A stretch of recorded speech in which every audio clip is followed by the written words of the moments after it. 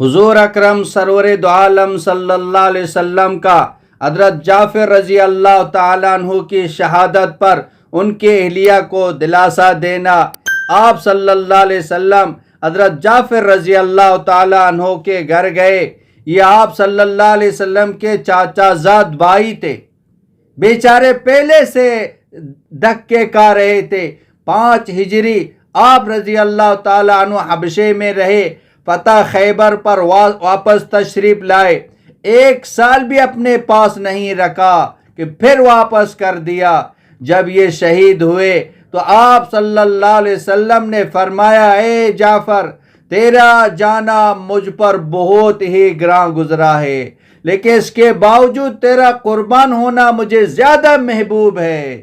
تیری جدائی مجھے گراں ہے اور تیرا میرے ساتھ رہنا اتنا پسند نہ ہوتا جتنا یہ پسند آ گیا تو اللہ پر فدا ہو گیا۔ جب خیبر کے موقع پر جعفر آئے تو آپ صلی اللہ علیہ وسلم نے فرمایا، تیرے آنے سے مجھے خیبر کی فتح سے بھی زیادہ خوشی ہوئی۔ ان کے گھر گئے، حضرت اسماء رضی اللہ تعالی عنہ آٹا پیس کر رکھ کر بچوں کو نہلا کر چولہے پر بیٹھ گئی تھی۔ جب حضور اکرم صلی اللہ علیہ وسلم تشریف لائے تو آپ کا چہرہ متاثر تھا۔ اسماء رضی اللہ تعالی عنہ نے آپ صلی اللہ علیہ وسلم کے چہرے پر دیکھا تو تھوڑی سی حس پیدا ہو گئی کہ جعفر کے ساتھ کچھ ہو گیا ہے۔ پوچھنے کی ہمت نہ تھی۔ حضرت جعفر رضی اللہ تعالیٰ عنہ کے 3 بیٹے تھے، عوان، عبداللہ اور محمد۔ عبداللہ رضی اللہ تعالیٰ عنہ سب سے بڑے تھے، عون رضی اللہ تعالیٰ عنہ درمیانے تھے اور محمد رضی اللہ تعالیٰ عنہ سب سے چھوٹے تھے۔ ان تینوں کو آپ صلی اللہ علیہ وسلم نے بلایا، ان کو پیار کرتے ہوئے رونے لگ گئے۔ ان کی طرح منہ کر کے تو حضرت اسماء رضی اللہ تعالی عنہا نے دیکھا تو آنسو ٹپکتے ہوئے پوچھا، یا رسول اللہ صلی اللہ علیہ وسلم، جعفر کا کیا بنا؟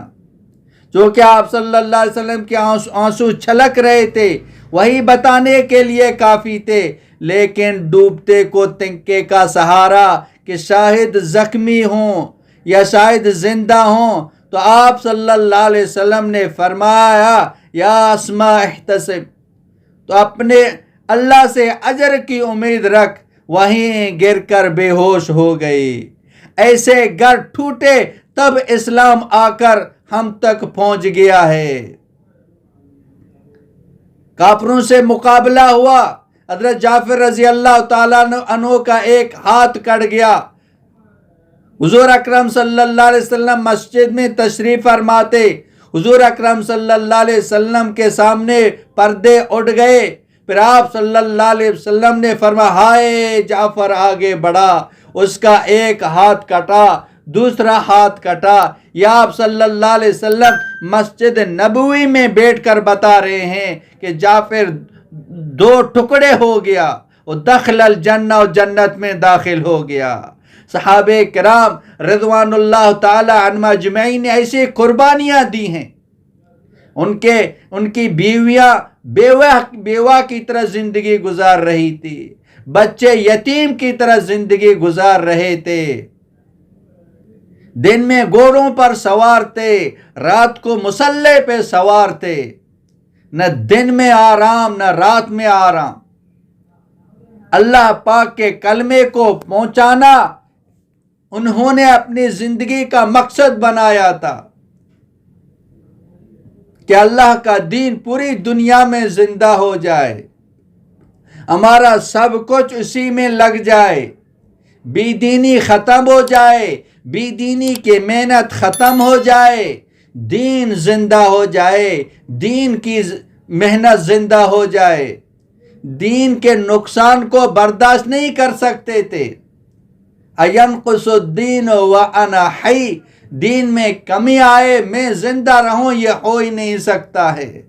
فرماتے تھے، ہم اللہ کے تیروں میں ایک تیر ہیں، جہاں ہمیں پھینکے گا ہم جائیں گے۔ پکی ہوئی کھجوروں کو بھی چھوڑ دیا، قرض دار ہیں پھر بھی اللہ کے راستے میں نکل گئے۔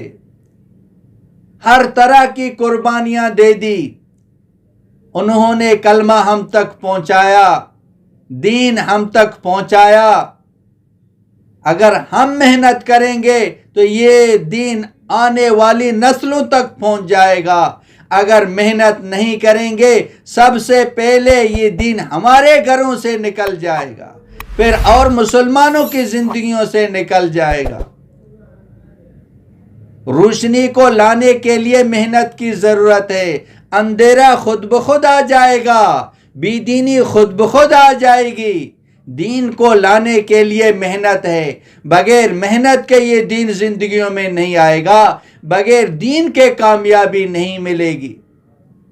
آج قربانیاں ہم دے رہے ہیں، دنیا کے لیے دے رہے ہیں، تکلیف میں اٹھا رہے ہیں، دنیا کے لیے تکلیفیں اٹھا رہے ہیں، اپنی صلاحیتوں کو ضائع کر رہے ہیں، اپنی صلاحیتوں کو اس دنیا پہ لگا رہے ہیں۔